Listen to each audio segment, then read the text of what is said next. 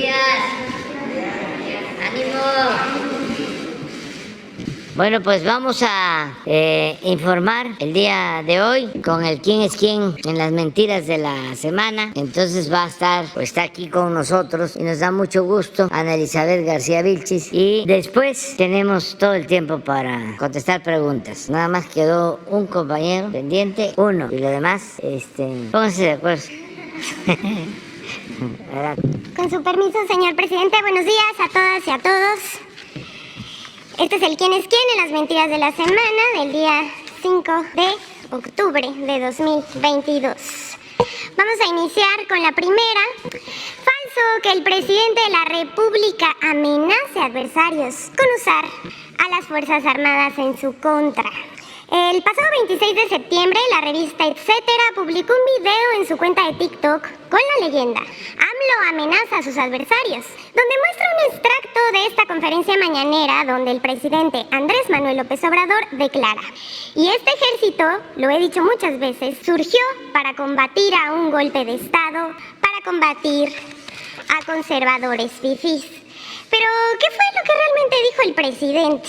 Dice: y este ejército, lo he dicho muchas veces, surgió para combatir un golpe de Estado, para combatir a conservadores fifís que se atrevieron a asesinar al presidente Madero. Así surge este ejército. Es un ejército revolucionado, formado por gente del pueblo.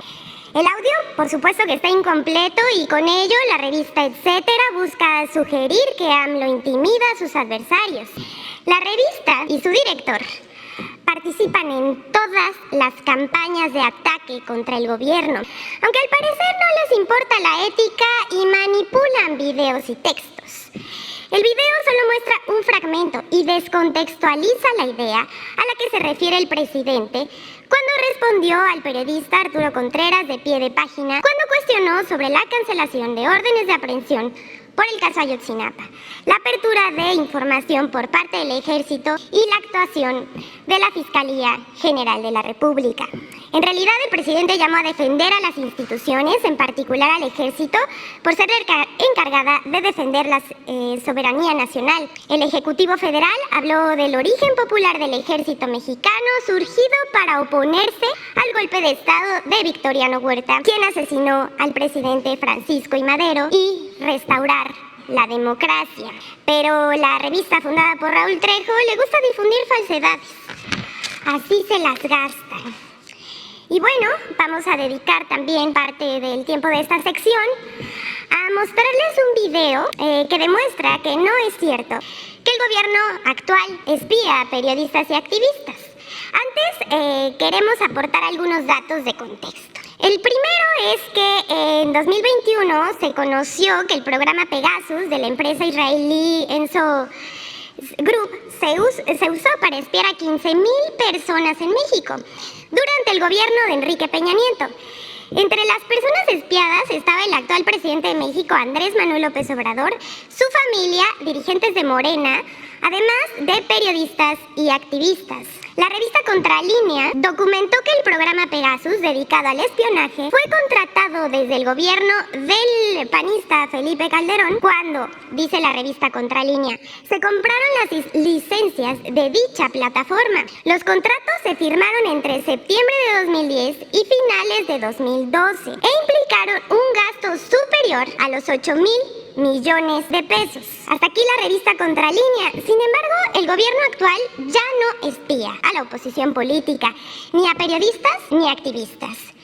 Y no hay elementos que comprueben la denuncia de 3 personas de que es el gobierno federal quien los espía. Al respecto, y confirmando esta afirmación, la propia Secretaría de la Defensa Nacional aclaró ayer.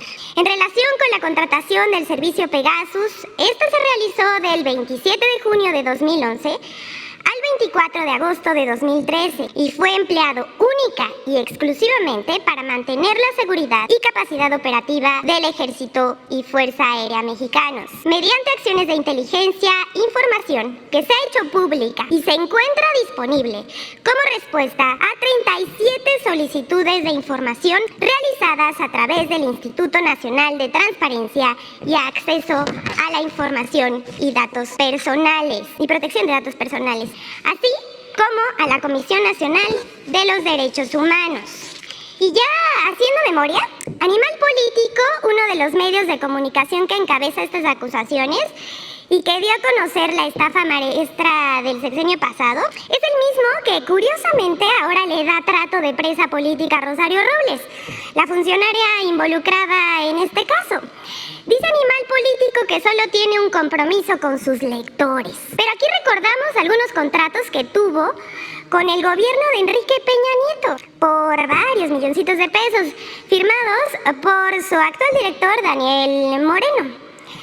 Aquí vemos en la pantalla la suma de los contratos entre 2013 y 2018 de solo 2 partidas, sin tomar en cuenta otro tipo de contratos. Estos ascienden a más de 7.700.000 pesos.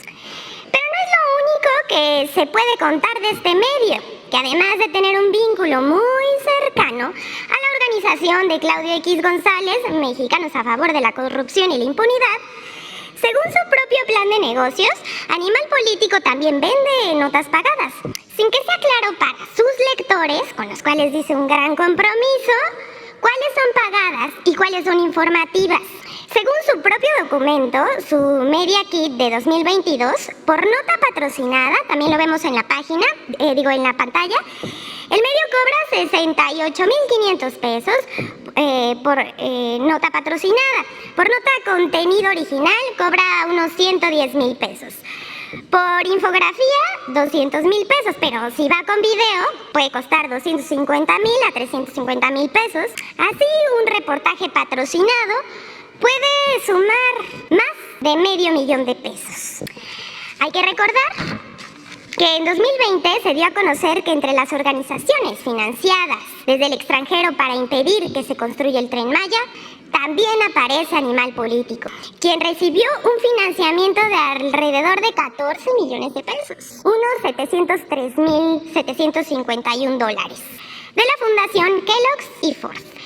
Pero ahora sí, vamos a ver el video sobre la denuncia del supuesto espionaje y la manipulación informativa del caso.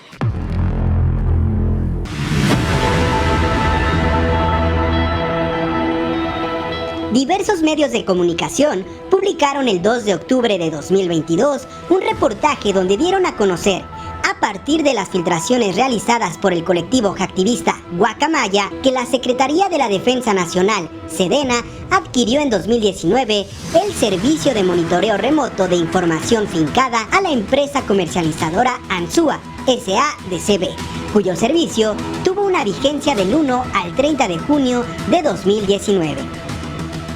El reportaje publicado también daba cuenta de que tanto un periodista de Animal Político como el periodista Ricardo Rafael y el activista Raimundo Ramos fueron espiados por el software Pegasus en diversas ocasiones entre 2019 y 2020, por lo que estos interpusieron una denuncia el 3 de octubre ante la Fiscalía General de la República, luego de dar una conferencia de prensa en la que culparon a la Sedena del presunto espionaje. En redes sociales y medios de comunicación, diversos comentaristas impulsaron la etiqueta Gobierno Espía, sumándose a la afirmación de que fue la Sedena quien instaló Pegasus en los teléfonos de los periodistas y activistas referidos. Sin embargo, el reportaje no ofrece las pruebas suficientes para culpar a la Sedena de este presunto espionaje, pues los archivos que en él se expone solo documentan la contratación del servicio de monitoreo remoto de información, según un contrato de la Sedena con comercializadora Ansúa que no refiere a Pegasus. En el reportaje se infiere, pero no se prueba, que la Sedena contrató Pegasus a comercializadora Ansúa a partir de un documento filtrado ilegalmente donde la compañía israelí NSO Group, desarrolladora del software espía, informa a la Sedena que comercializadora Ansúa era la única autorizada para representarla de forma exclusiva, lo que no significa que esa empresa solo preste el servicio de Pegasus y no de otros de monitoreo remoto de información. Los autores de la investigación periodística también afirman que NSO Group solo vende a gobiernos e instancias gubernamentales el software Pegasus. por lo que a partir de esa afirmación infieren, sin comprobarlo, que el gobierno de México y sus dependencias son los únicos que cuentan con este software en el país. Y utilizan como prueba la declaración que el director de NSO Group ha hecho bajo juramento ante Cortes de Estados Unidos, en la que asegura que su empresa solo vende el software Pegasus a gobiernos para que realicen investigación sobre delitos graves o terrorismo. Sin embargo, a pesar de esas declaraciones, la investigación Pegasus Project documentó que en el pasado, gobiernos de 10 países utilizaron Pegasus para espiar a periodistas, defensores de derechos humanos y opositores políticos. Si bien se documentó que la Sedena adquirió el servicio de monitoreo remoto de información, quienes publicaron estos documentos filtrados por Guacamaya no prueban que la Secretaría de la Defensa contrató Pegasus. Y tampoco prueban que fue Sedena quien instaló Pegasus en los teléfonos de periodistas y activistas que lo denunciaron. Infodem. Bueno, hasta aquí nuestra sección, pero les recordamos que los documentos y el desmentido de Sedena se encuentra en la página oficial del Gobierno de México. ¿Es cuanto, señor presidente? Vamos adelante. Vamos primero con Hans Salazar y luego abrimos. Sí, buenos días, presidente. Aquí. Buenos días, Hans Salazar de Noticiero en Redes. El primer tema que pongo, de hecho ya lo había tocado, y a propósito de lo que respondió usted el día de ayer a la pregunta sobre el hackeo y lo de la aerolínea, para no dar más contexto, yo había planteado aquí el tema de Mexicana de Aviación, particularmente de los jubilados. Usted dijo que iba a pedir que viniera la secretaria del Trabajo para dar un informe. Yo ayer, a partir de lo que usted declaró aquí en la mañanera, me puse en contacto con jubilados, con los trabajadores, que quedaron varados con esta situación de Mexicana de Aviación.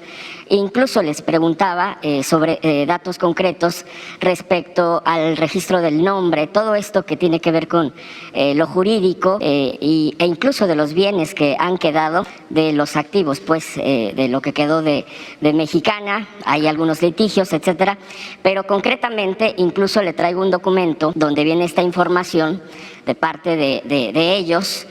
Sabemos perfectamente también los líos internos, incluso ellos piden que pudiera tener para ver esto, porque comentan, están en la disposición, en el interés de aportar lo que pudieran ellos dar como el registro de Mexicana de Aviación, y obviamente entrar en una solución a sus casos que pues ya tiene bastante tiempo. Entonces yo le entregaría el documento a través de Jesús, si es que usted lo ve bien, y obviamente pedirían una entrevista.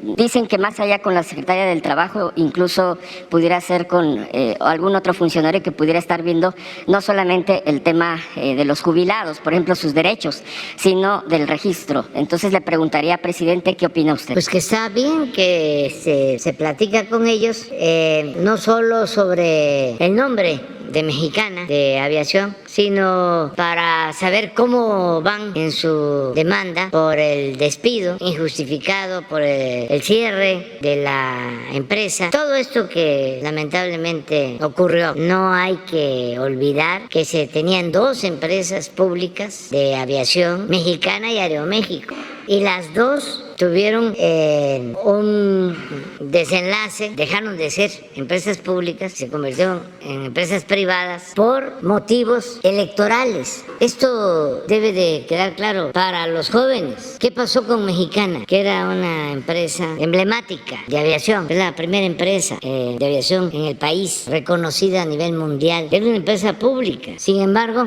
cuando llega Fox, como el señor Azcárraga, su nombre Gastón Azcárraga, era dueño de hoteles, entre otros hoteles del Fiesta Americana, el que está en Reforma, frente a lo que era la estatua de Colón. Entonces apoyó a Fox en su campaña. Ahí vivía Fox, en su hotel. Gana Fox y le entrega la empresa pública Mexicana a Gastón Azcárraga. Ese señor, a pesar de que recibió la empresa con muchas facilidades, no supo administrarla, manejarla adecuadamente desafortunadamente, y la lleva a la quiebra y deja a todos los trabajadores desempleados, pilotos, sobrecargos, trabajadores administrativos. Esa es la historia. Y como luego viene otro gobierno del mismo partido, pues en vez de resolver el problema, lo mantienen. Pero no solo es eso.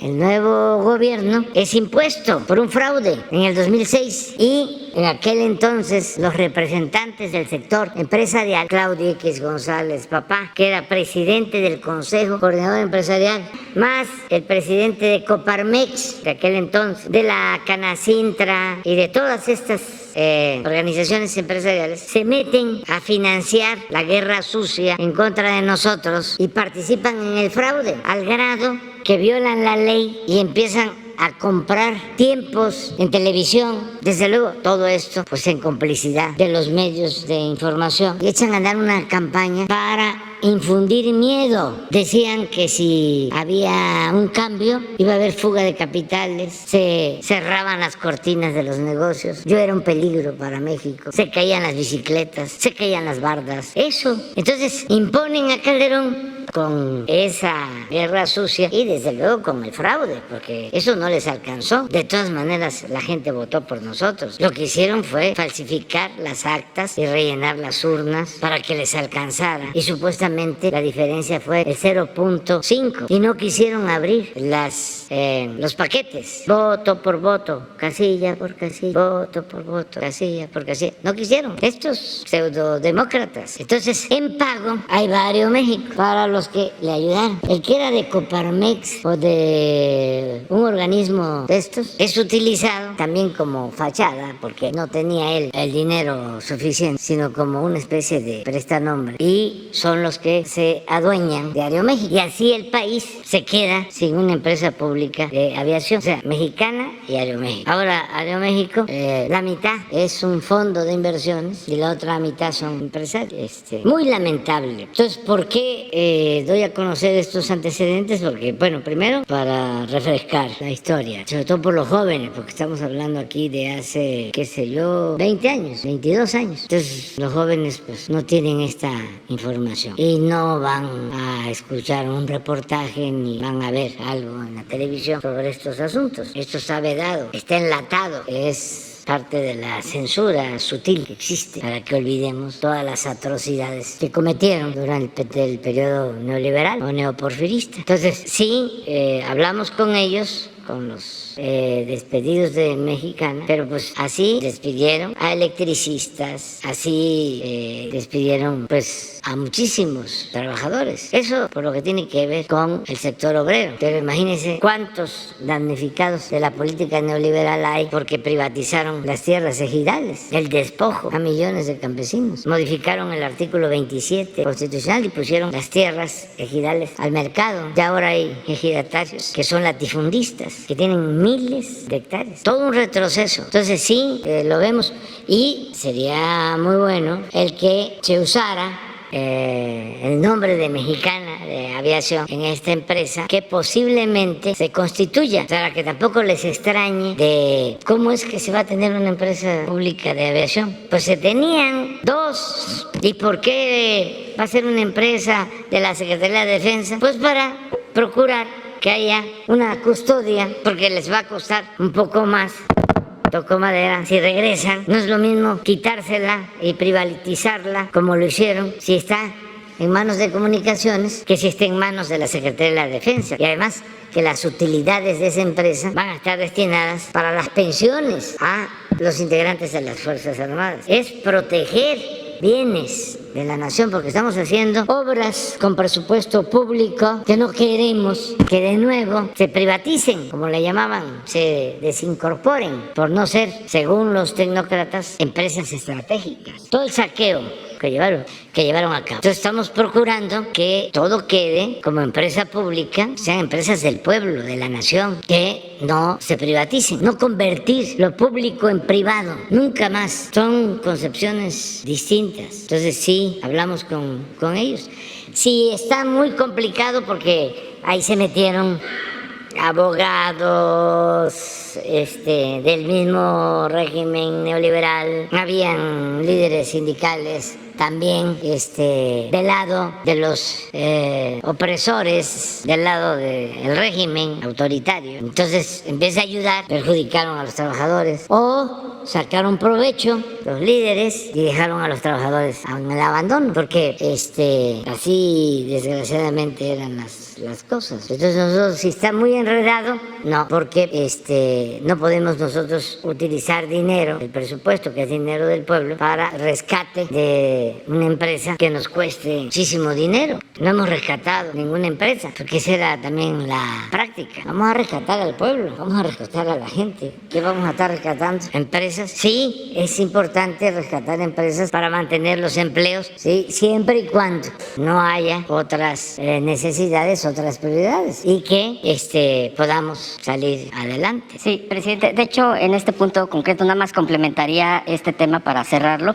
La información es de que se cuenta con 3 títulos de concesiones, uno de Compañía Mexicana de Aviación SADCB, Aerovías Caribe y Mexicana Inter SADCB, el derecho a explotación de rutas aeronavegación de 84 rutas nacionales, 62 rutas territorio de los Estados Unidos los Estados Unidos de Norteamérica, y una decena de rutas más hacia Centroamérica, Sudamérica, Europa y China. El derecho a la explotación de 4.119 slots, espacios horarios de aterrizaje y despegue en México. Y todo esto, aquí hay toda una lista, para no leerse, obviamente se lo voy a dejar. Aquí hay detalles, incluso los más de 200 marcas a nombre de Mexicana, entre ellas Compañía Mexicana de Aviación. Todo ello, efectivamente, por los intereses que se ha estado trabando y que ha sido también beneficiadas otras aerolíneas, porque al trabar esto, al atorar, pues los otros se están beneficiando. Entonces hay una serie de intereses en los cuales a través de estos años pues se han ido enquistando ahí, y por eso precisamente piden incluso esa reunión.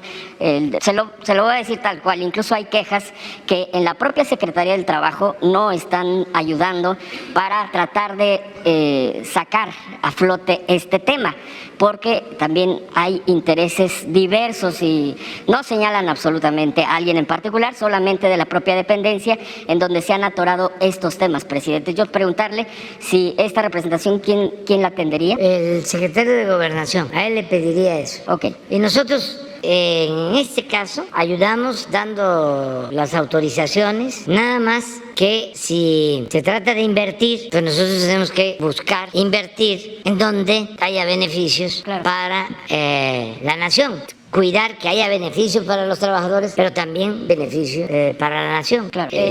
No podríamos nosotros cargar con una quiebra de una empresa, porque nos costaría mucho. Eso no lo podríamos hacer. Cuando estamos planteando una nueva empresa, entonces es una autorización, no significa mucha inversión, prácticamente nada, porque tenemos los aeropuertos, contamos con la experiencia de la Fuerza Aérea de hace mucho tiempo. Hay talleres, hay pilotos, hay mecánicos, o sea, ya tenemos lo fundamental es rentar 10 aviones. Ya se está haciendo el análisis sobre el costo-beneficio y resulta que la empresa logra su punto de equilibrio o empieza a tener utilidades a un poco más de un año. Entonces eso ayuda, porque se va a dar servicio a ciudades en donde no llega ninguna línea aérea.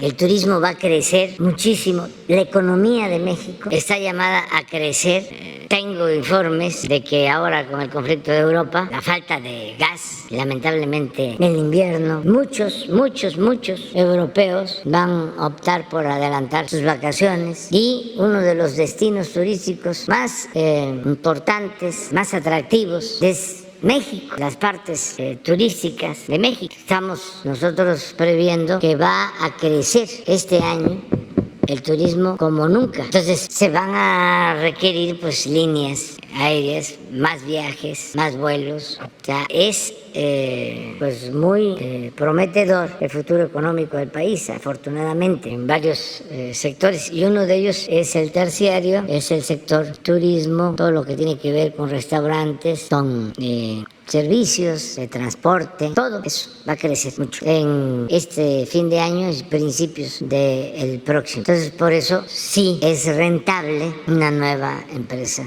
de la aviación aérea. Bien, presidente. El siguiente punto es, esto lo iba a plantear ayer del pulso de la salud, pero de todos modos sigue siendo un tema importante, que en una comunidad en el municipio de Santa María Chilchotla, en Oaxaca. La comunidad se llama Loma Alta, con 500 habitantes aproximadamente, la mayoría incluso habla mixteco, y no han llegado las vacunas aquí. De hecho, esta información es parte también de migrantes originarios de esta comunidad, donde están en contacto con sus familias, su gente, y no ha llegado. Para llegar aquí, de acuerdo a lo que me describen, es por la presa Miguel Alemán, y en lancha se hacen 2 horas del lado de Temazcal, Oaxaca, o 1 hora de otro extremo para llegar a esta comunidad. Es una de las complicaciones. Incluso el hospital más cercano comentan que es a 4 horas en autobús y casi no hay transporte tampoco terrestre para llegar al... Entonces hay una situación ahí que sí le preguntaría si se pudiera atender en el tema de las vacunas y por supuesto de todo el programa, el sistema que usted ha estado impulsando. Y por último ya el preguntarle, mire presidente, yo hace unos días recibí la respuesta de un documento que pedí en la plataforma de transparencia. Este documento yo lo pedí a la Sedena, a la Secretaría de la Defensa Nacional, y a propósito precisamente de lo de la aprobación ayer en el Senado, de la ampliación de la actuación de las Fuerzas Armadas, que ya ha sido votado favorablemente.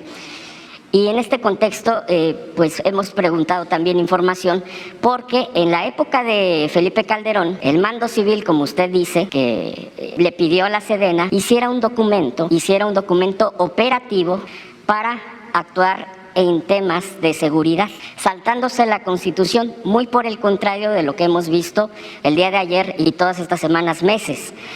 Ahí simplemente le pidió Calderón a la Sedena, en ese entonces Guillermo Galván, al general, que hiciera un documento para operar la seguridad pública y que entrara en el tema del combate, de la guerra, como él lo decía, contra los narcotraficantes. Ese documento se encuentra en Sedena y de hecho se empezó a operar en el 2007, de acuerdo incluso esto se llegó a publicar parte hace años. Yo lo recuperé a partir de todo esto que he estado revisando, en qué se basaba Calderón para operar con el ejército. Y ellos se basaron en una directiva, así le llaman al documento, una directiva operativa por parte de los elementos militares, en los que le voy a decir parte de lo que describe en este documento.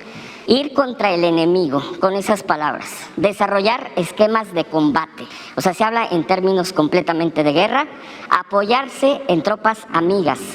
Tener amplia libertad e iniciativa para actuar. Disponer del mayor fuego posible para arremeter contra blancos fijados por la visión presidencial, textual. Y hostigar, capturar o neutralizar al enemigo. Así el mando civil obligó, y este documento se encuentra en Sedena. Lo he solicitado, pero me respondieron, acá está la respuesta a la petición, presidente, que está bajo reserva y que en un par de años quizá se libere. Preguntarle primero si usted conoce este documento donde se saltaba en la Constitución, donde se saltaban cualquier tipo de leyes, y Calderón prácticamente sometió al ejército para que actuara al margen de la ley. Preguntarle si conoce este documento y si pudiéramos accesar a él, ya que ha pasado. De hecho, este documento fue para operar en el ejército del 2007 al 2012, en el periodo precisamente de Calderón. Y bueno, pues aquí tengo ya la respuesta. Aquí está el documento respondido por el responsable, pues correspondiente de la Sedena. Esas serían mis preguntas para finalizar, presidente. Sí, lo de la presa de Temazcal, vamos a ver qué comunidad, porque en efecto ahí se llega en lancha, hay que atravesar toda la presa y hay municipios de Oaxaca, ahí está Tenango y está también, son límites con Veracruz, ¿sí? Es Tierra Blanca, Temazcal, ¿sí?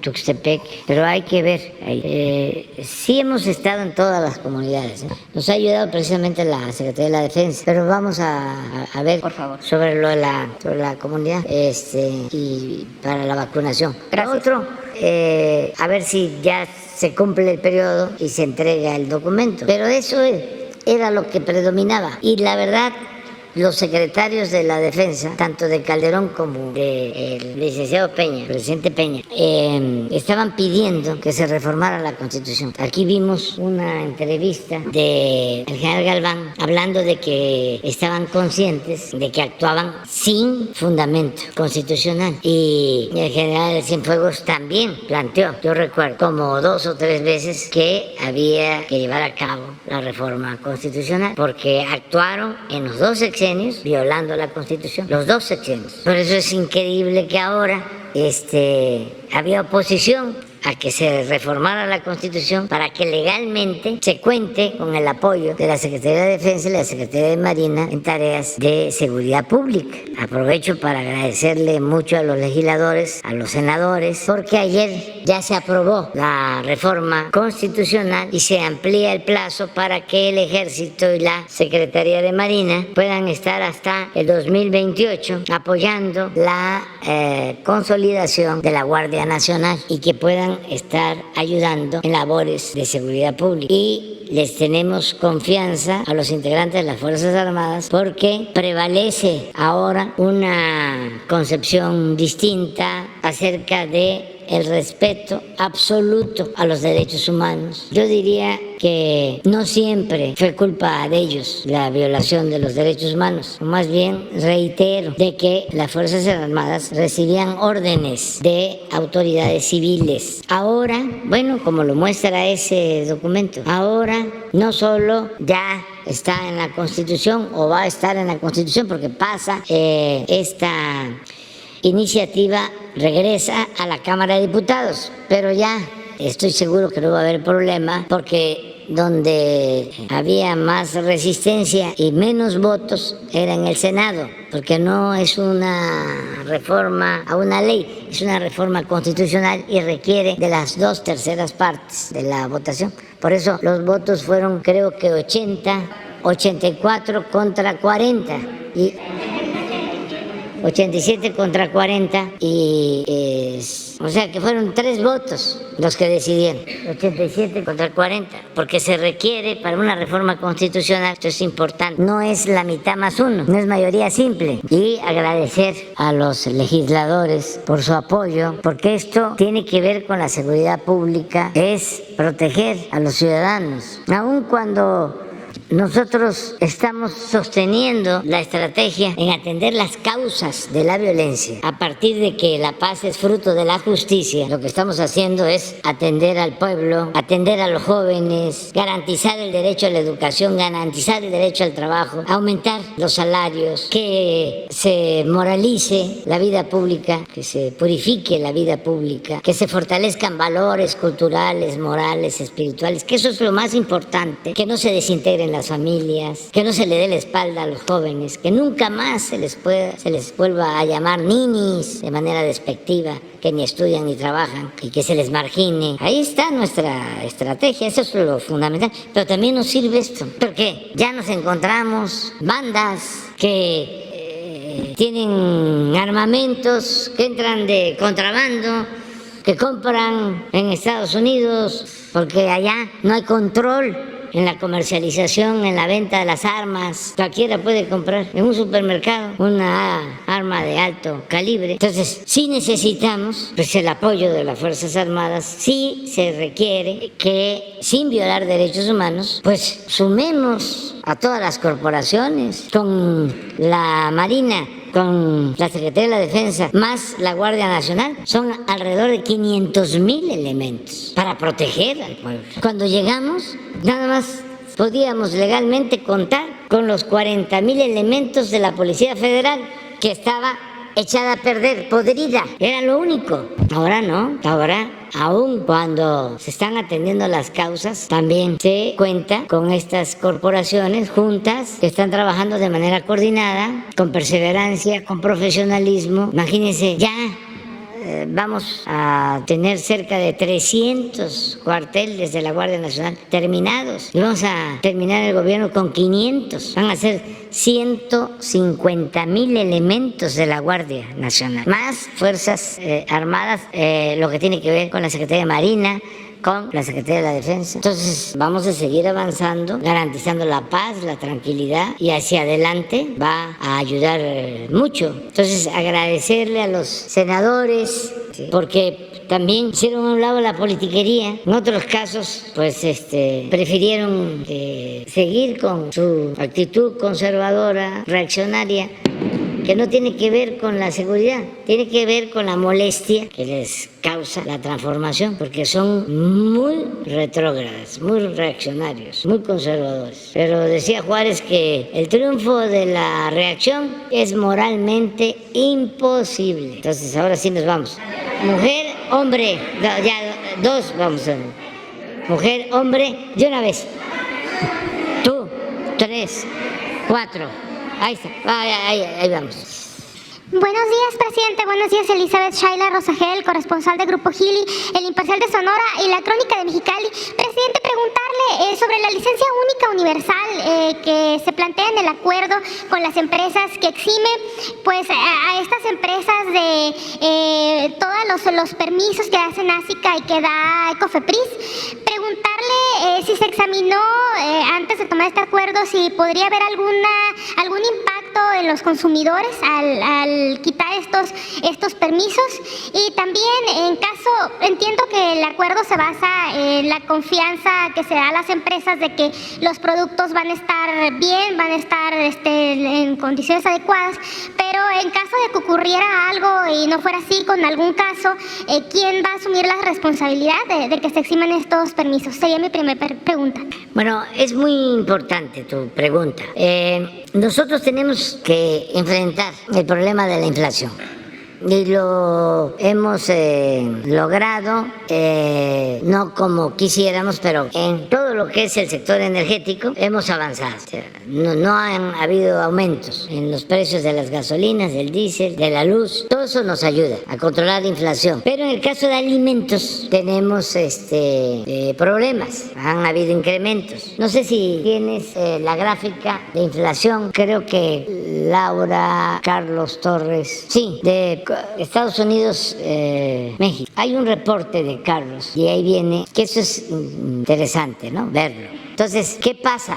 Bueno, nosotros tenemos petróleo, estamos produciendo más combustibles y como aumentó el precio del crudo, se pudo mantener un subsidio para que no aumentaran los precios de las gasolinas, del diésel. Eso se refleja en que haya menos inflación en el sector energético. Pero en alimentos todavía no somos autosuficientes. El propósito es ser autosuficientes en energéticos y autosuficientes en alimentos. Producir en México lo que consumimos. Esa es la lección. Nada de la concepción neoliberal. Decía Aspe en los tiempos de Salinas que en un mundo globalizado no importaba fomentar la economía, el sector agropecuario, porque se podía comprar afuera lo que se necesitara. Eso es una visión economicista elemental. Si eso enseñaban a sus alumnos, imagínense. Entonces, está demostrado, más ahora, de que los países que más padecen pues son los que dependen de las importaciones. El caso de Europa pues es lo más representativo en estos tiempos. Entonces, es septiembre, pero mire, este es el impacto que tenemos nosotros de inflación por energético, pero eso es lo que tenemos en alimentos. Esto lo tenemos controlado. Aquí Estados Unidos tenía 2.8, ya está bajando porque ya hay un subsidio. De todas maneras están arriba. Por eso llegó a costar más la gasolina en Estados Unidos y sigue costando en promedio más que en México. Pero miren, en alimentos, porque ellos tienen más producción de alimentos. En Europa, por lo que hablamos del gas, están recurriendo ahora al carbón. Ya el ideal de las energías limpias, el combate al cambio climático, por la guerra de Rusia, acaban de llegar al extremo, que es de lo más irracional que puede haber. La guerra y las medidas tomadas después acaban de hacer explotar un gasoducto, un sabotaje, para que no se pueda llevar gas de Rusia a Europa. Todas estas cosas que se están dando lamentablemente con la guerra. Pero de todas maneras, en el caso de alimentos, 2.5, si nos comparamos aún con Europa. Entonces, ¿qué significa el plan de ayer? Significa que podamos impulsar la producción, llegar a un acuerdo con los industriales, productores, comerciantes, para garantizar que la canasta básica baje 8%. La canasta básica tiene 24 productos. Se logró también una disminución en el precio de la harina de maíz por las tortillas. Eso fue el compromiso. Pero al mismo tiempo, si hace falta, se abre el mercado a importaciones para que, si se consiguen alimentos más baratos en el extranjero, puedan entrar sin obstáculos, sin trabas burocráticas. Les voy a poner un ejemplo. No se permitía la entrada de carne argentina. Argentina, su producción principal es la carne de res. Exportan. Su principal comprador es China. De 4 kilos de carne de exportación de Argentina, 3 se los compra a China. Y no tenían problema. Pero hay otro asunto que también debe de llamarnos la atención. Con toda la guerra, con toda esta situación, primero la pandemia y luego la guerra, también China está bajando en cuanto a crecimiento y le está dejando de comprar a Argentina un 20% de la carne y está bajando el precio de la carne de exportación de Argentina. Sin embargo, nosotros no podemos comprar carne de Argentina porque son muchos los obstáculos. Está mejor así.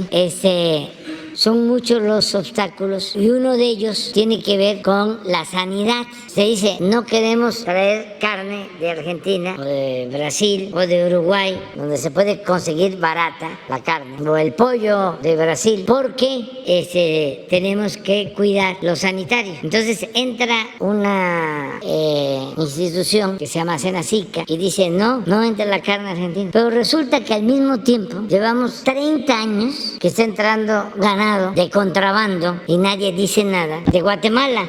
Y ni modo que Guatemala, o puede ser, tenga mejor sistema sanitario que Argentina. Entonces, sí entran de cerros, sí entran animales de Guatemala, pero no podemos traer de Argentina. Entonces, quienes se oponen a que se abra el mercado es porque tienen el propósito de beneficiarse solo, sin competencia. Sí me estoy entendiendo, ¿no? Sí se está entendiendo lo que estoy diciendo. Entonces, ¿en qué significa lo que se hizo ayer? Es darle una licencia, no a todos, sino a 15 distribuidores, para que en caso de que lo consideren, puedan importar. Sí, son buenos precios, porque esto va a ayudarnos a que bajen los precios al consumidor. Entonces, esa licencia es decir, COFEPRIS, Senacica, el SAT, aduana, etcétera, etcétera, etcétera, etcétera, etcétera, te den facilidades, quitar trámites, y tú te haces responsable de que la carne que vas a traer de Argentina, regresando al ejemplo, si es que se necesita, tiene que ser carne buena. Te damos a ti la confianza, no vas a traer carne para enfermar a los mexicanos o para causar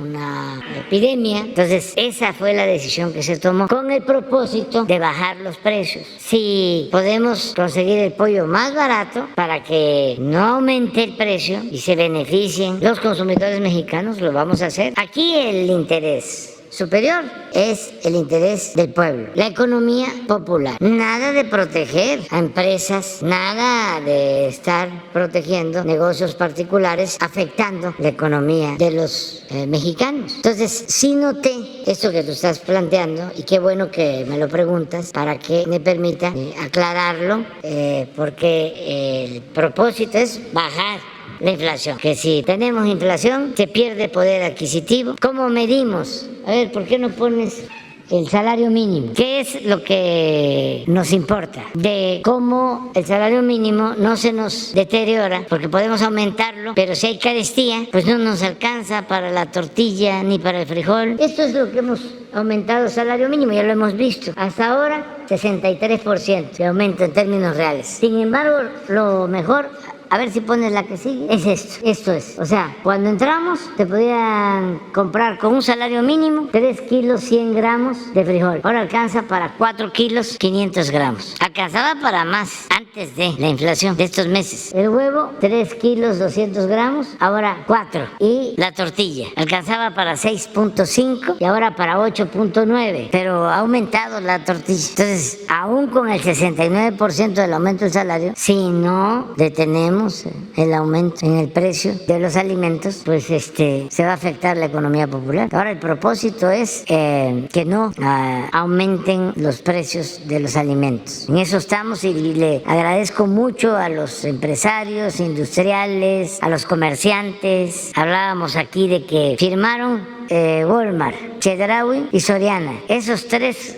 corporativos comerciales significan el 80% de la distribución de alimentos. Y ahí la canasta básica tiene que estar 8% abajo de como estaba. Creo que 1,039 por 24 productos. Y vamos a estar aquí los lunes viéndolo. Ahora les voy a presumir algo, ya que estamos en esto, ¿no? Sí paso aceite, pero también tiro aceite. ¿Por qué no pones cómo está el peso? Ahorita está mejor, pero pon el de ayer. En los últimos meses, en estos tiempos difíciles, les quiero presumir algo que no sé si se vaya a mantener. Lo tienen. Número 1 en el mundo. El peso. El que más se ha apreciado con relación al dólar. Esto es muy importante. Todo esto nos ayuda. Por eso México tiene muchas oportunidades. Y por eso estamos pensando que va a haber crecimiento, que va a seguir habiendo empleos, que nos importa mucho, y bienestar para nuestro pueblo.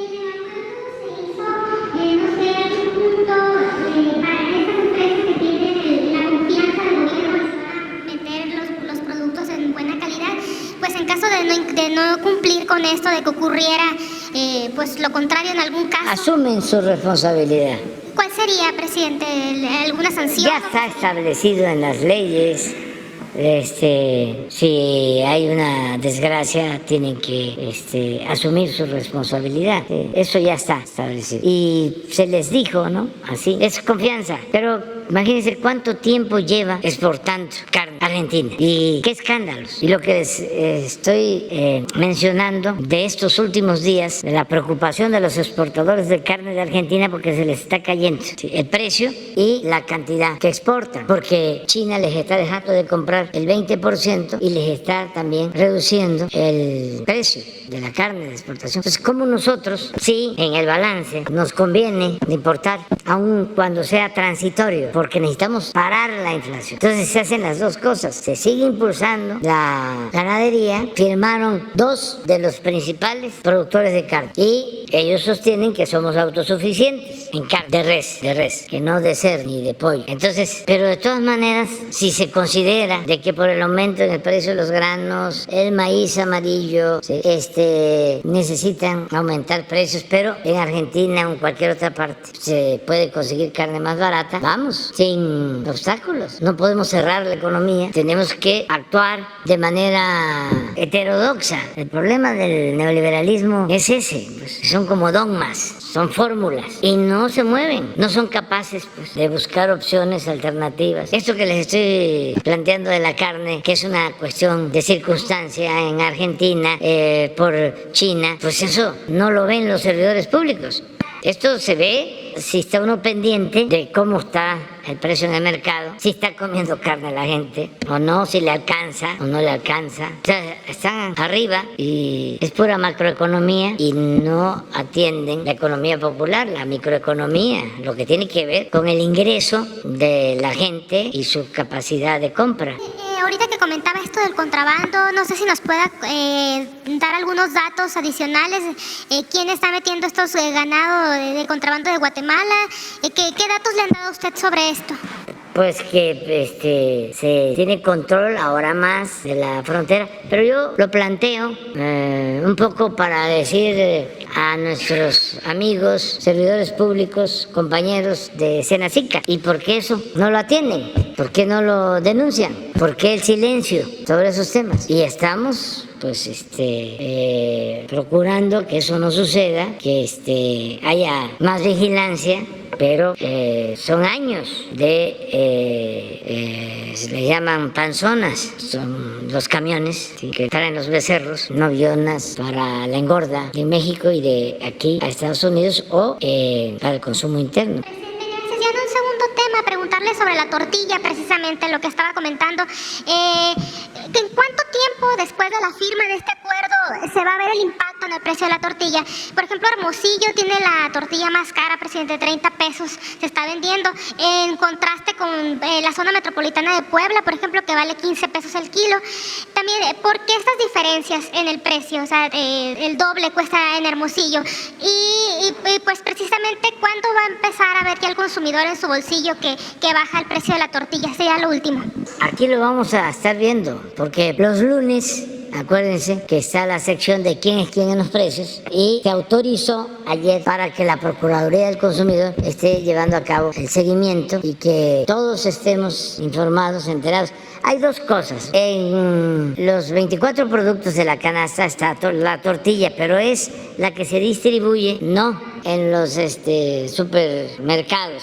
Ahí es más barato, pero la gente compra más en las tortillerías. De ahí es donde se ha incrementado más el precio. Y también lo que tú sostienes. Hay regiones donde vale más que otras. Y la explicación, y cómo se explica, ¿no? Esto. Bueno, las tortillerías dependen más de la harina de maíz. Y hay dos empresas que abastecen de harina a las tortillerías, que es Maseca y Minsa. Los dos estuvieron aquí. Hicieron el compromiso de hacer una disminución del 3% en la harina. Y además, ya en los mercados internacionales, si no se agrava la situación de la guerra, hay una tendencia a que van a bajar los productos básicos, caso del maíz. Ese es el pronóstico, que va a haber una disminución. Pero aquí vamos a verlo, aquí vamos a estarlo viendo y vamos a estar tomando decisiones. Hoy tengo una reunión con servidores públicos para el fomento a la producción de maíz en el país, en México. Somos autosuficientes en maíz blanco, logramos ya ser autosuficientes en frijol, pero no somos autosuficientes en maíz amarillo, no somos autosuficientes en arroz, en trigo. Entonces necesitamos impulsar más la producción de básicos. Quedó un compañero, tú vas después, pero faltan 3. Sí se acuerdan, no sé cómo es. Buenos días, presidente. Ángel Molina, corresponsal de A Tiempo TV, medio digital de Coahuila. Preguntarle, presidente, el próximo año, si bien hay elecciones en el Estado de México, en donde pues Morena ya perfila como candidata a la maestra Delfina, pues también hay elecciones en nuestro estado, en Coahuila, en donde, por cierto, pues Morena ha dado como más tiempo para que los candidatos aspirantes pues se den a conocer mucho más. Dentro de este contexto, presidente, pues preguntarle dos cosas. Dentro de Morena los aspirantes pues se encuentran Armando Guadiana, Luis Fernando Salazar y su subsecretario Ricardo Mejía Verdeja. Preguntarle en este sentido quién sería su preferido, qué perfil considera mucho más competente para perfilarse a las elecciones.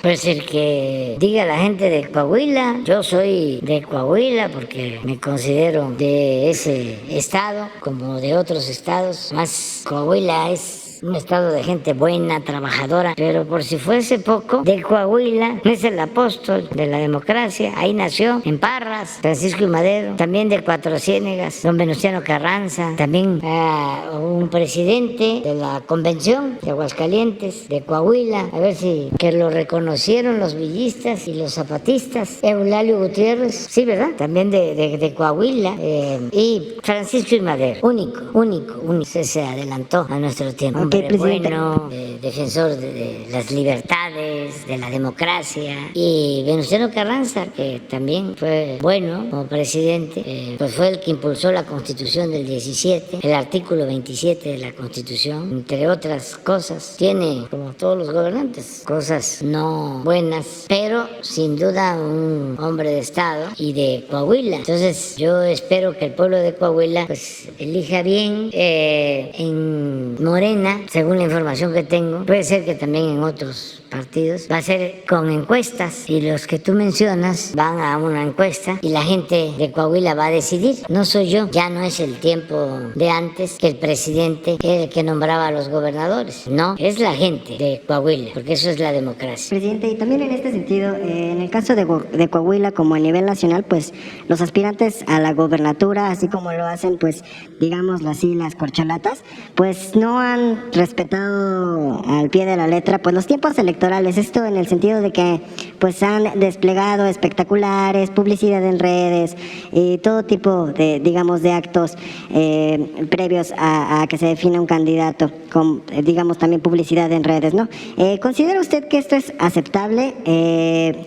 ¿Considera que es aceptable que no se respete esto ante la ley, presidente? Creo que no se debe de violar la ley y que si hay delitos electorales se tienen que denunciar. Y ahora los delitos electorales son delitos graves. Entonces, si alguien está violando la ley, se puede acudir a la Procuraduría Electoral y presentar denuncias. Y nadie debe de violar la ley y hay que procurar que las elecciones sean limpias, sean libres, que no haya fraude electoral. Ok, entonces debería el INE y el Tribunal Electoral quitar estas posibles candidaturas a estos personajes sin importar el partido, ¿considera? Sí, sin importar quién sea, siempre y cuando pues se pruebe, ¿no? Y la autoridad competente lo decida. Tampoco dejarle al INE y al tribunal así, ¿no? La decisión, porque en el caso de algunas decisiones que han tomado han sido equivocadas y antidemocráticas. Pero yo creo que el procedimiento es la denuncia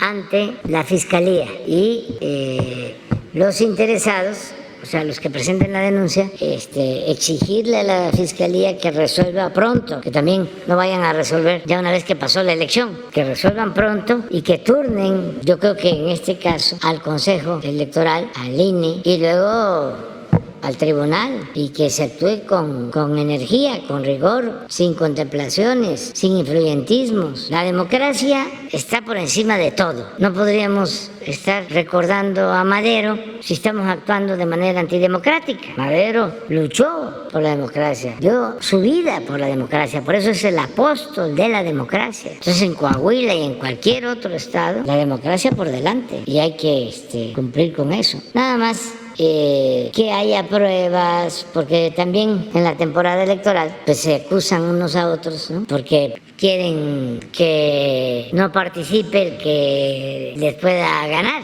Antes el mismo gobierno escogía al candidato opositor, aunque parezca increíble. Se supone que habían partidos opositores y tenían que postular un candidato. Pues desde el gobierno se ayudaba al candidato palero. Y ese salía de candidato del partido supuestamente opositor. Era un candidato opositor a la medida. Ahora no, hemos avanzado en eso, ¿no? Y ojalá y sigamos avanzando, porque la democracia significa contrapesos, significa de que nadie se sienta absoluto en ningún nivel de la escala y que garanticemos nuestras libertades. Ahora hay debates, por ejemplo, en el Congreso fuertes y se cuestiona a legisladores y se cuestiona al presidente, y eso es la democracia, nada más sin la violencia física. Porque eso sí, no es democracia, eso es autoritarismo y se puede decir que es fascismo. Ok, presidente. Y en dado caso de que los coahuilenses y después Morena determinen que sea Ricardo Mejía, ¿ya ha pensado quién se quedaría al frente de la subsecretaría? No, todavía no. Gracias, presidente. ¿Quién sigue?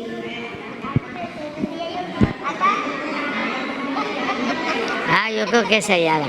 Ayúdenme, ¿no? Porque si no... Ya... Ven cuántos achaques tengo y más el post-COVID y agréguenle. Gracias, presidente. Buenos días. Dalila Escobar de Proceso. Precisamente sobre el tema de lo que tiene que ver con Pegasus.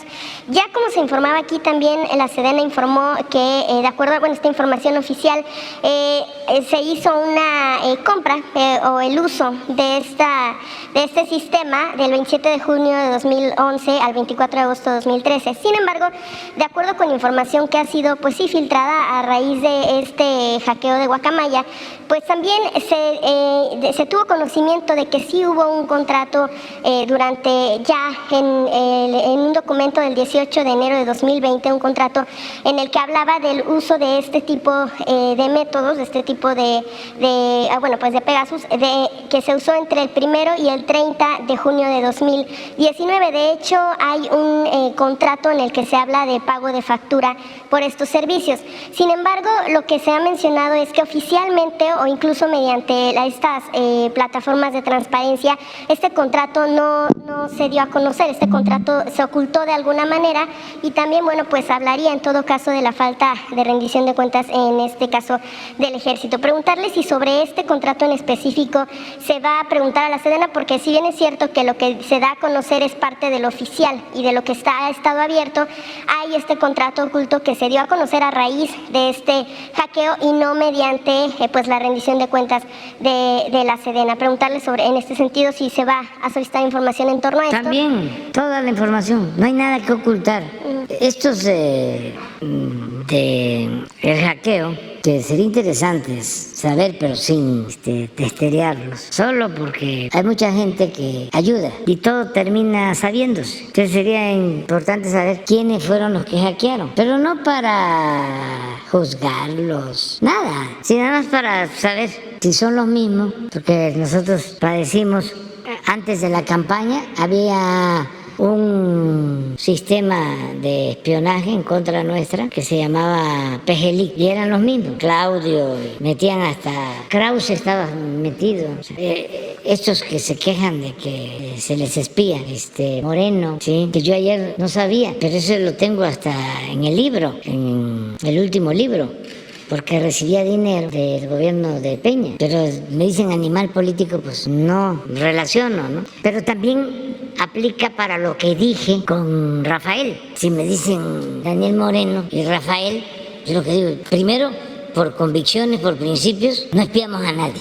Y segundo, ¿qué caso tiene espiarlo si son predecibles? O sea, hagan un análisis de 6 años a la fecha de lo que escriben estos dos articulistas y todo es en contra de nosotros. ¿Qué? Es como Riva Palacio, ¿cómo se llamaba el que fue de información con Salinas? Que también Riva Palacios, pero de ahí viene. Otro que trae conmigo una diferencia de años, que estuvo últimamente en El Financiero, pero fue creador de La Crónica. Iriar, Pablo Iriar. Se estuvo en Notimex, ¿sí? Bueno, ¿qué se puede esperar? Y desde luego la información que tú estás pidiendo, que te entreguen todo. Nosotros no hacemos nada injusto, no somos autoritarios. Imagínense la fiesta que harían todos estos conservadores o voceros del conservadurismo si encontraran una prueba del presidente dando instrucciones de que se persiga a alguien, o peor, de que se censure a alguien, o que se proteja a alguien, o que se le ayude a alguien. No, ni torturas, ni represión, ni persecución para nadie. Derecho a disentir, garantizado a todos. Este contrato pues acredita que en efecto se tuvo la adquisición todavía en esta administración, pero preguntarle si... ¿De cuándo fue? El documento está fechado el 18 de enero de 2020 y se habla de que el servicio fue recibido entre el 1 y el 30 de junio de 2019. Este contrato celebrado el 12 de abril de ese mismo año, en el que, bueno, o sea, ¿cuánto tiempo tarda el contrato? Es aproximadamente un mes. ¿Cuánto? Aproximadamente de un mes, de acuerdo a lo que se informa aquí. No te escuché. Se tiene un mes. Y se tiene incluso la factura, pero la duda también está en que si existe este contrato, ¿por qué no se dio a conocer mediante solicitudes de transparencia que se hicieron? Pues ¿Y por qué no está en las plataformas? Y que sí, pero no debe de haber absolutamente nada oculto, o sea, nada malo, pero que se entregue todo. Están sacando de que la Secretaría de la Defensa le da servicio médico a algunas personas para información general. Le tenemos que agradecer a la Secretaría de Defensa, sobre todo al servicio médico de la Secretaría de la Defensa, como al servicio médico de la Secretaría de Marina, porque 2 años y todavía se está atendiendo a todos, aunque no sean derechohabientes. Fue un acuerdo que tomamos. Todos los enfermos, todavía el que llega afectado por COVID es atendido. Entonces no hay nada de qué avergonzarse. Estos hicieron un escándalo pensando, ¿no?, que iban a socavar al gobierno. Por eso es muy importante no robar, no mentir, no traicionar. Es muy importante la honestidad, es muy importante la autoridad moral. No se puede tener autoridad política si no se tiene autoridad moral. ¿Cómo enfrenta uno a una mafia de poder? Pues con autoridad moral. Si no, Claudio y todo su séquito y los medios de información destruyen a opositores y a gobiernos. Y no solo intereses oscuros, más que nada vinculados con la corrupción y el saqueo en México, sino en el extranjero, porque suele pasar que se unen, se amacollan. También, presidente, en 2021 usted había mencionado que el gobierno formaría un mecanismo para garantizar que ya no se espíe y que, bueno, podía ser incluso vigilado por organismos internacionales. Saber qué sucedió en este sentido sobre este mecanismo. Pues es mejor esto que hacemos, porque resulta que todos los organismos supuestamente independientes están cooptados por el conservadurismo. Estábamos viendo una nota de Etcétera. ¿Por qué no la pone? El director de Etcétera tiene más de 30 años en contra de nosotros. El fundador. Pero ya no está él ahí. Sí, pero él es el creador. Se supone que este medio se creó para fomentar un periodismo profesional, objetivo. Es Etcétera, ¿no? ¿Cómo se llama? Estrejo. Sí, desde, no 30, 40 años, pero siempre tendencioso, siempre del lado de la derecha. No es nuevo. Entonces cuando saca esto, pero ¿dónde está? A ver, no, regresa después para que vean lo objetivos que son. No se cuidan ni a ellas o las ceden. A ver, atrás y adelante. Presidente, usted sabe. Uy, qué barbaridad. Miren cómo estoy temblando, ¿no? Porque así fue todo el anuncio, ¿no? La gran revelación. Bueno, pero ahora pon la manipulación. Era un medio con ese propósito de buscar la objetividad. Esto fue lo que yo dije, que no estoy diciendo ninguna mentira. Dice, surgió para combatir un golpe de Estado, para combatir a conservadores fifís. Nada más les faltó esto. Pero ¿saben que los fifís participaron en la quincena trágica? Eran juniors. Por eso se les llamaba fifís. A ver si encuentras. No, hay en los libros del maestro Taracena, Historia de la Revolución Mexicana, creo que debe ser 1913, el volumen de 1913, busca como febrero. Antes, él habla del papel de los fifís que participan en la quema de la Casa de los Maderos antes del asesinato de Francisco I. Madero, pero también celebran cuando detienen a Gustavo Madero y lo torturan, lo martirizan y hacen como una especie de caravana, como un carnaval, celebrando el asesinato de Gustavo. Entonces, sí participan. Yo no estoy diciendo ninguna mentira. Esto es la historia. Presidente, de la información de... Esa es una.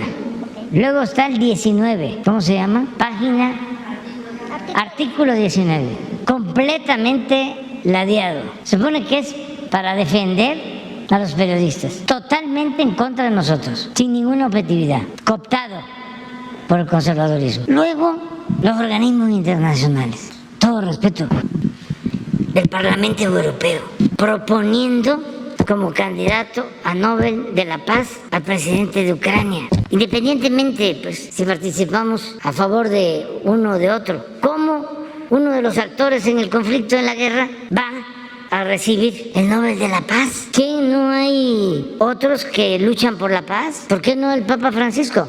El mismo director de la ONU. Deben de haber muchos más. Pero esos son esos organismos que se han dedicado a cuestionarnos, y la OEA y la misma ONU en Derechos Humanos. Entonces, ¿para qué invitamos a esos organismos si están cooptados por el conservadurismo mundial, por el autoritarismo mundial? Mejor aquí lo vamos viendo y nos cuidamos de que no haya autoritarismo y se hacen las denuncias y se hace la vida pública cada vez más pública y se hace valer el derecho a disentir, pero todo lo demás pues es pura simulación. Pero por ejemplo, en el caso de la actuación de la Sedena, también en esta información que surge de Guacamaya, pues se da a conocer que sí vigila a grupos de luchadores por derechos humanos. Por ejemplo, en el caso de Agustín Pro Juárez salieron a externar la preocupación del Centro de Derechos Humanos Agustín Pro Juárez, salió a externar la preocupación de que son vistos como grupos de presión y ellos han sido, por ejemplo, un foro principal, por ejemplo, para las madres, los padres de los 43 pero no normalistas. No es espionaje. No, pero estamos hablando de vigilancia por parte del ejército y de que son vistos como grupos de presión. No, para nada. No es distinto. Ahora, si se quiere forzar, pues, al otro día me dijeron aquí, un compañero, pero más, de buena fe, me dijo, sí, dice, pero el ejército usa armas. Pues, ¿cuál ejército no usa armas? ¿Se avala la vigilancia a este tipo de grupos sociales, presidente, entonces? No, nadie es. Son libres y lo único es que no haya violencia física. Pueden estar insultando al presidente, tienen licencia para eso, nada más que no haya violencia física, aunque haya violencia verbal de parte de ellos. Yo no voy a insultarlos, pero yo sí, ya lo ha hecho Krause y lo ha hecho Aguilar Camín y lo han hecho todos, porque así es el pensamiento conservador. Además los conozco muy bien. Pero ¿por qué considerar los grupos de presión si están en muchos casos, acompañando luchas que tienen que ver con cuestiones de derechos humanos, como es el caso Ayotzinapa, por ejemplo? Pero no hay ninguna vigilancia contra ellos. No se les impide a nadie. Aquí lo importante es la autoridad moral y tenemos ese escudo y van a seguir porque pues no quieren dejar de robar, no tienen llenadera, quieren mantener sus privilegios y si no es por interés económico es porque antes se sentían los únicos, hechos a mano, eran los únicos periodistas, peinadores. Han llegado a decir de que los que tienen páginas en las redes sociales no son periodistas, entonces se sienten desplazados y yo conozco muchísima gente, mucha gente, lo decíamos ayer, antier, que no tienen ningún medio, más opinan y que son muy inteligentes y certeros. Me ayudan, pero no solo en la defensa, me asesoran, me dan argumentos, por eso estoy escuchando al pueblo, recogiendo los sentimientos de la gente y también atento a la opinión de los que escriben en las redes. Hay cosas extraordinarias. Voy hasta escogerlas, porque en muy pocas palabras se definen asuntos que aparentemente son muy complejos y ellos tienen la capacidad de síntesis para decir las cosas bien y de manera breve. Poco lo que le admiro a Morelos, entre otras cosas. Imagínense, ponga un economista a que justifique que deben de aumentar los salarios. Se va a llevar cuando menos un párrafo o una cuartilla, si no es que tiene que hacer un tomo. Y Morelos dice que se aumente el salario del peón. A ver, un abogado que nos explique en un párrafo, en una cuartilla, sobre la justicia y sobre el proceder de los jueces. ¿Qué dice Morelos? Que haya tribunales que defiendan al débil de los abusos que comete el fuerte. A ver, un pedagogo que nos diga sobre la educación, dice Morelos, que se eduque al hijo del campesino y del barretero igual que al hijo del más rico hacendado. A ver, hablemos sobre la desigualdad. ¿Qué dice Morelos? Que se modere la indigencia y la opulencia. Así. Entonces, ahora afortunadamente hay eso, una capacidad de síntesis, porque parte del conservadurismo y de la legitimidad de la corrupción que corrió a cargo durante mucho tiempo de los intelectuales orgánicos era el uso de tecnicismos, de una conceptualización indescifrable, cuando se pueden decir las cosas de manera sencilla, no simple, que es distinto. Sí, presidente, finalmente sobre este caso también ligado a Ayotzinapa, estos documentos, se ha dado a conocer que el propio general secretario de la Defensa Nacional, Luis Crescencio Sandoval, ha buscado interceder por algunos elementos de la milicia, entre ellos el capitán José Martínez Crespo. Preguntarle si en efecto hubo pues una forma de alguna manera de intromisión o de influir en el caso Ayotzinapa. No le comentó en ningún momento el general Sandoval es un hombre íntegro, es una gente leal, honesta, es un hombre recto y respetuoso de las decisiones que toma el comandante supremo de las Fuerzas Armadas, y leal. Entonces han querido debilitarlo porque precisamente actúa con rectitud. Se da a conocer en estos documentos donde aquí mismo se ha mencionado que pues es real la información que se ha filtrado mediante este hackeo, pues precisamente de este grupo Guacamaya. Entonces, ¿cómo decir que en algunas cosas sí es real lo que se publica y otras lo que se tiene que ver o lo que toca al ejército, eso ya se pone en duda cuando se está hablando de que sí buscó influir? No hay nada en duda.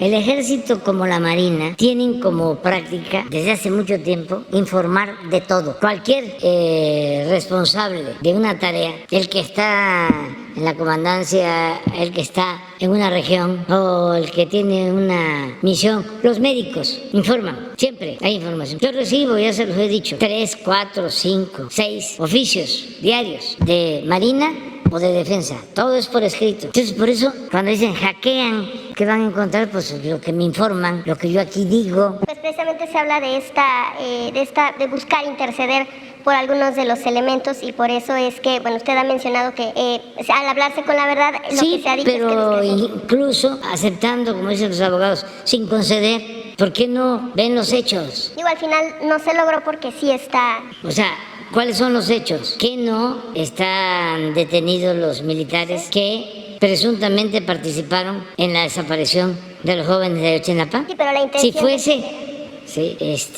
la influencia militar decisiva, pues no estarían en la cárcel los oficiales. No somos lo mismo. Y claro que hay, en el gobierno siempre lo he dicho, puntos de vista distintos. Si yo pusiera por escrito, si las otras secretarías pusieran por escrito sus discrepancias, imagínense las diferencias entre Pemex y la Secretaría de Energía, las diferencias entre Hacienda y la Secretaría de Energía, las diferencias entre Medio Ambiente y Agricultura. Claro que hay diferencias. ¿Cuál fue el gabinete con más diferencias? El de Juárez. Entonces, ¿Y cuál es el mejor gabinete que ha habido en la historia de México? El de Juárez. Pues es un gabinete de mujeres, de hombres libres. Todo el mundo opina y hay discrepancias y se discute de puntos de vista distintos. Y eso es lo importante de este grupo, de este equipo. ¿Esta petición entonces fue real por parte del general secretario usted? No me ha hecho ninguna solicitud. No. Si salió eso, es falso. Todo lo demás que ha salido usted ha mencionado que ha sido verdad. Claro, pero eso que me estás diciendo es falso. O sea, y me pueden haber informado algo, pero no es nada importante. Son cuestiones que tienen que ver con nuestros adversarios, que están ahí buscando cómo hacerle. Ya les mandé a ofrecer que los voy a asesorar, pero que no se desesperen. Es que cuando se enojan, por ejemplo, pues cometen muchos errores. Es lo mismo de los medios. ¿Qué gana el proceso con seguir unidos a los voceros de la derecha? ¿Qué ganan? O sea, ¿quién en proceso, en la actualidad, defiende con objetividad a un movimiento de transformación que es único? Porque estamos viviendo momentos estelares en la historia de México. Y el proceso ahí, anclado con los conservadores, lamentable, pues, va a terminar como el siempre. Sobre el caso, ya para finalizar, de las órdenes de aprehensión que se cancelaron, preguntarle si en algo tuvo que ver, usted mencionaba que las que no estaban incluidas en el informe de Alejandro Encinas no se incluirían, pero estas, por ejemplo, en el caso de una que tiene que ver con el coronel Rafael Hernández Nieto.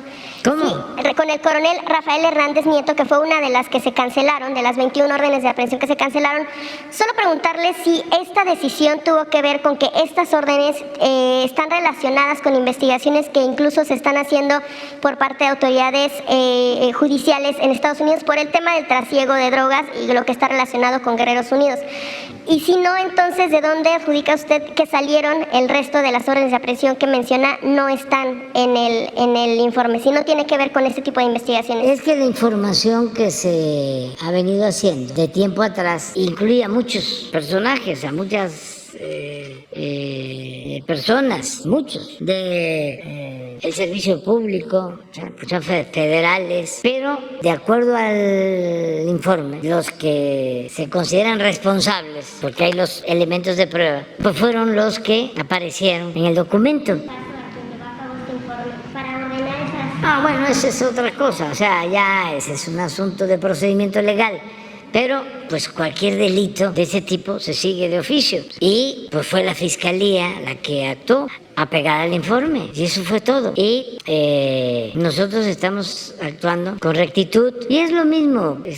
Hay intereses de quienes no quieren que nunca se aclare este asunto. No solo porque están involucrados, sino porque no quieren que se aclare para seguir administrando el conflicto en contra de nosotros. Así de sencillo. Durante el periodo neoliberal se fue creando esa tendencia a administrar conflictos, el análisis de la realidad, la denuncia, pero no luchar por transformar la realidad. Entonces la diferencia que nosotros tenemos de fondo, en el caso del periodismo, el más ortodoxo, es decir, yo no me meto con la política, yo no transformo la realidad, yo denuncio. Pues ese periodismo no tiene nada que ver con el periodismo de los Flores Magón, ni con el periodismo de Zarco, ni con el periodismo de Daniel Cabrera. Es un periodismo de denuncia. Sí, pero los Flores Magón, el periodismo que hacían era para transformar. El periódico de ellos, Regeneración, era un medio de lucha para crear conciencia y derrocar a la dictadura. El otro es un periodismo fresa, con todo respeto, que se la da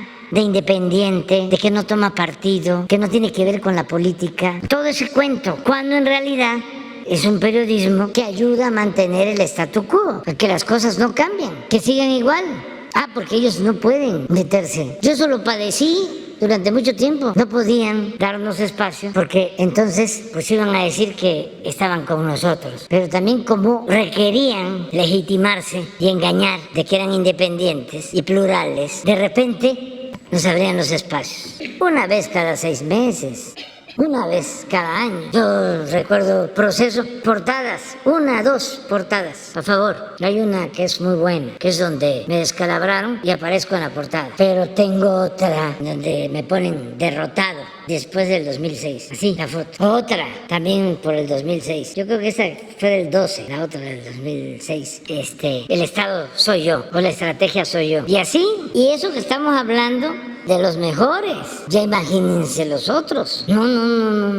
Mafia, completamente. Entonces ahora, afortunadamente, todo está saliendo y la gente está muy consciente y es muy alentador, ¿no? Lo que está pasando. Pero, ¿quién sigue? Quedó un compañero ahorita. ¿Pero quién va a ser, pues? Creo que tú eras. Gracias, presidente. Buenos días, Arturo Serra, del financiero Bloomberg. Agradecerle a las compañeras que les pasan el micrófono y pedirles respetuosísimamente, con mucho cariño, de que se fijen nada más, ¿no? Para que me ayuden. Ya le dan el micrófono aquí, porque si no, no vamos a poder. Adelante. Señor primero, quisiera saber su postura respecto de esta situación del rechazo de un juez de los Estados Unidos a la demanda del gobierno de México contra las empresas que fabrican armas. Dijo que no procede. ¿Cuál va a ser la estrategia para tratar de hacer avanzar esta pretensión del gobierno de México para que los fabricantes de las armas respondan o tengan sanciones respecto de la responsabilidad que puedan tener por la manera en que venden sus productos y que a México llegan de manera ilegal? Sí, ya la Secretaría de Relaciones Exteriores dio a conocer un informe, una respuesta que consiste básicamente en que se va a acudir a otra instancia, es decir, se va a apelar, se va a reclamar esta decisión y vamos a continuar con la denuncia. Eso es básicamente, a ver si se consigue la declaración o el comunicado de relaciones. Pero vamos a seguir insistiendo sobre el tema. En otro punto, señor, en esta confianza que usted le tiene a las Fuerzas Armadas, el hecho de que le propongan hacer una aerolínea, algo que no surgió de parte, por ejemplo, de la Secretaría de Comunicaciones y Transportes, es decir, si al gobierno le interesa poder cubrir parte de este mercado, ¿por qué no fue el área civil del gobierno quien pudiera hacerse cargo de esto? Las aduanas ahora también, bueno, no las aduanas, las áreas de migración en el aeropuerto de la Ciudad de México, ya lo dijeron ayer, va a quedar a cargo de la Marina, aunque entiendo que la ley faculta exclusivamente a la Secretaría de Gobernación para estas funciones.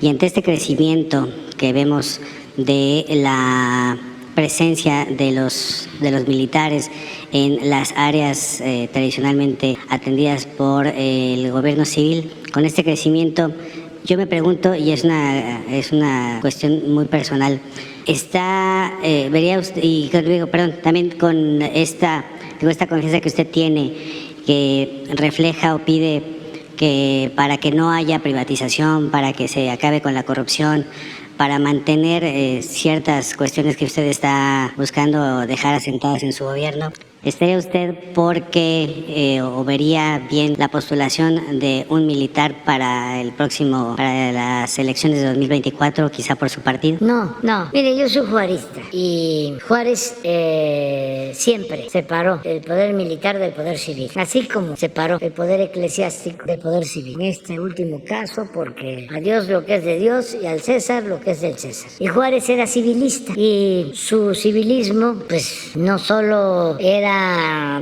teórico, él vivió los abusos del autoritarismo militar. Él le tocó enfrentar a Santana. Santana lo encarceló después de ser gobernador de Oaxaca. Estuvo Juárez preso en San Juan de Ulúa, porque durante todo el periodo del conservadurismo, precisamente, no es ninguna fijación, cuando se concluye el periodo federal liberal de la Primera República, pues México es país de un solo hombre, de Santana, y son los militares que gobiernan en los estados y tienen los dos cargos, son gobernadores y son comandantes militares al mismo tiempo. Esto se repite con Porfirio Díaz. Por ejemplo, en el auge del porfiriato, la mayoría de los gobernadores eran militares. Juárez no. Juárez, a pesar de que fueron los militares, en muchos casos, no en todos, los que enfrentaron la invasión francesa, cuando triunfa la República, les ordena a los militares que dominaban los estados que entregaran el mando de nuevo a los civiles, aunque los gobernadores civiles no habían enfrentado a los invasores, se habían escondido. Por ejemplo, el gobernador en mi estado,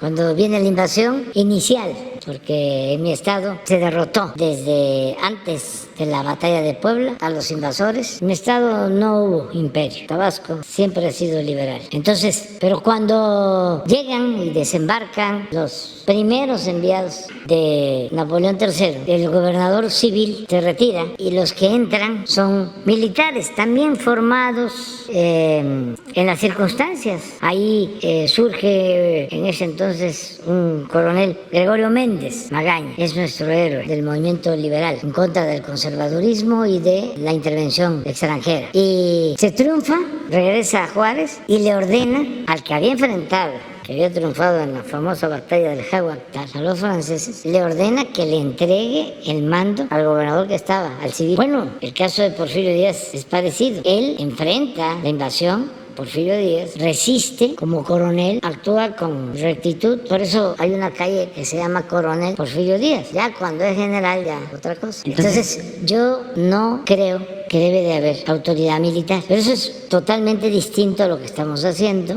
El mando es civil y tenemos la fortuna de contar con fuerzas armadas profesionales, disciplinadas, leales, que surgen de un movimiento revolucionario y que pertenecen al pueblo, no a la oligarquía. Y no quiero desaprovechar todo ese apoyo que significa contar con las Fuerzas Armadas, que además por ley tienen como misión contribuir al desarrollo del país y también, desde luego, proteger a la población en casos de desastre. Por eso es el plan de N3, pero también en su misión, creo que son 5 misiones, está la de impulsar y contribuir al desarrollo de México. Y eso es lo que estamos haciendo. Entonces, ¿está claro para las Fuerzas Armadas cuál es el límite y no veremos aquí en México a un general de 5 estrellas? No, eso no. Ni ellos están pensando en eso. Este es un ejército leal al gobierno civil, legal, democráticamente constituido, y yo tengo mucho que agradecerles, mucho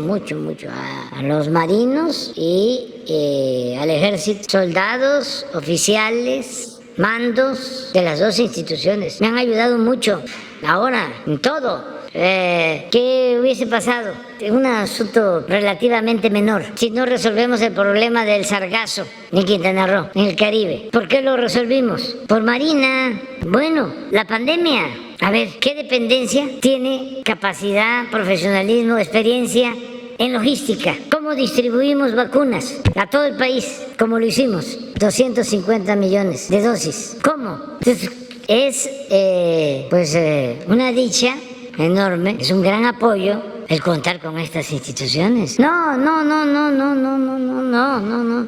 Ellos tienen una formación distinta, no es como otros ejércitos. Es que no puedo poner ejemplo, pero eso se los dejo de tarea a ustedes. Vean cómo son otros ejércitos. Esto es distinto, es un proceso distinto, completamente. Eso se lo debemos a nuestra revolución. Por eso, nunca olvidar nuestra historia, que es la maestra de la vida. A ver, imagínense el orgullo de que en esta nación tuvimos a dirigentes como Miguel Hidalgo, como Morelos, como Juárez, como Madero, como Villa, como Zapata, como el general Cárdenas. Con todo respeto, ¿en dónde?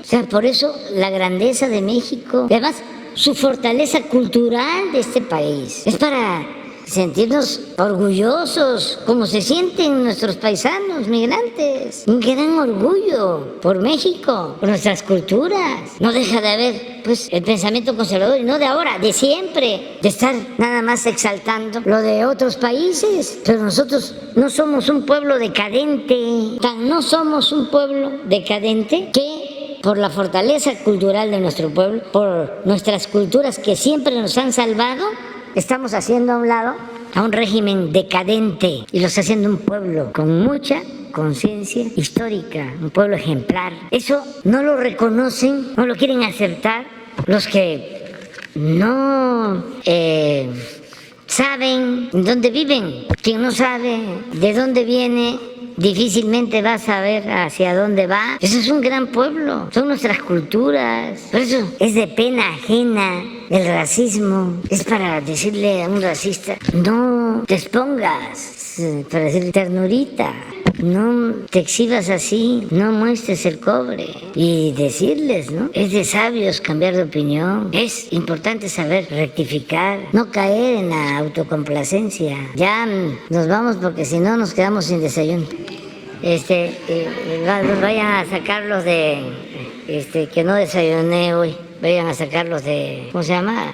Es la guacamaya. ¿Cómo le van a poner el nombre guacamaya? Si es, un día vamos a hablar de la guacamaya. Yo escribí un texto sobre las guacamayas, sí. Es una ave única, bellísima. Ver volar las guacamayas. Bueno, allá en Palenque, sus comportamientos, lo que comen. Comen una frutita antes, les cuento, sí. Es un árbol grande, se llama guapaque. Entonces es una semillita, y tiene pues una pulpa alrededor. Entonces llega la guacamaya y con su pico le quita la pulpa y la tira acá, la pulpa. Y como tiene mucha fuerza el pico, lo que hacen es que rompen la semilla y se comen lo que está dentro de la semilla, que es su delicia. Entonces antes en el campo, en Tabasco y en Chiapas y en el sureste, la gente recogía la pulpa debajo de los árboles, la que cortaba la guacamaya, y iba recogiendo toda la pulpita, la lavaba y se hace un dulce de guapaque de lo más exquisito. Entonces la guacamaya es algo bellísimo como para meter a las pobres guacamayas en estos asuntos tan feos. Bueno, adiós.